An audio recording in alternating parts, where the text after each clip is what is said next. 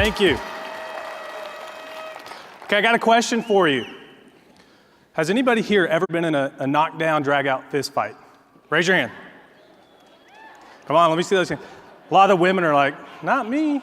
I wouldn't do something like that. All the guys are like, yeah, I did it, yeah.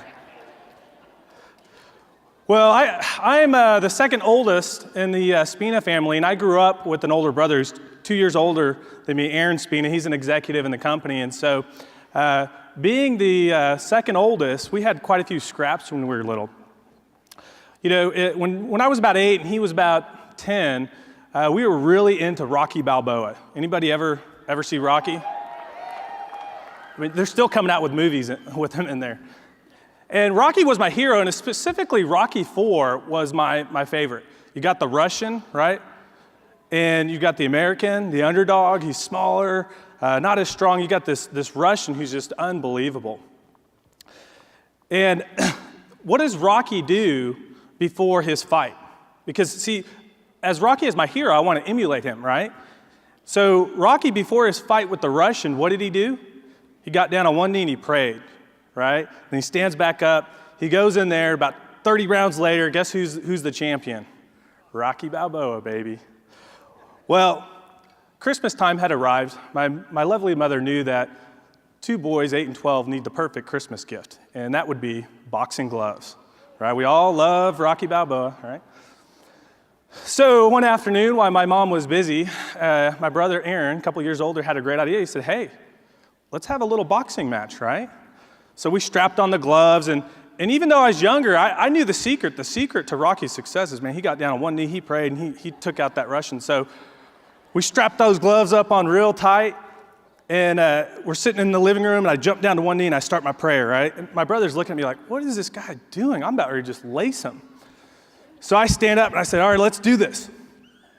And so it's like watching a cat play with the ball. That's how my brother was, just kind of give me little jabs, and I'm flailing away. And something in me gave me the killer instinct. I said, I'm just going to throw a roundhouse as hard as I can and get him. So I took that roundhouse, I threw it, and guess what? I landed it right on the chin. Unfortunately, that didn't quite work to my advantage. All of a sudden, his eyes got bright red, and he just started pounding me, just beat me into the ground, right? I said, all right, time out. And I was like, he kind of stopped. And I said, Lord, I don't think you heard my prayer. So I got back down on one knee. I started praying again, got back up, and I went right back after it. And guess what he did? Boom, knocked me back down again. So that happened about a few times, you know, bleeding. And all of a sudden my mom walks in. She's like, what are you two guys doing? Aaron, stop beating up on your brother.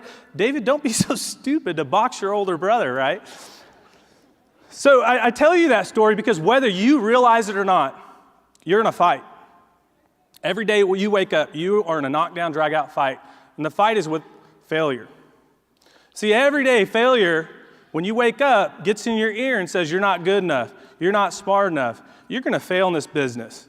People are going to laugh at you. Every day, failure does that to you. And the only way to beat failure is to keep getting back up and keep fighting and never quit. That's the secret of success. When you have your dreams and your desires that are so strong, don't let failure get into your ear. Don't let failure tell you you're not going to do it. Take today, as you're listening to all these great speakers and all these great announcements and the energy that's in the room, and when failure starts talking to you, you know what you do? You fight back, right? You say your prayer, you get back up, you get with like-minded people, and you start fighting. You know what? Failure may knock you down every now and then. That's okay, because guess what? You're going to stand back up. And every time you stand up, what is failure saying to himself? Golly, I can't knock this person down.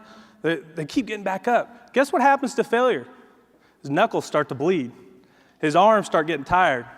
Failure can no longer fight you. He's tired. He's been beat. And guess who's standing? You are.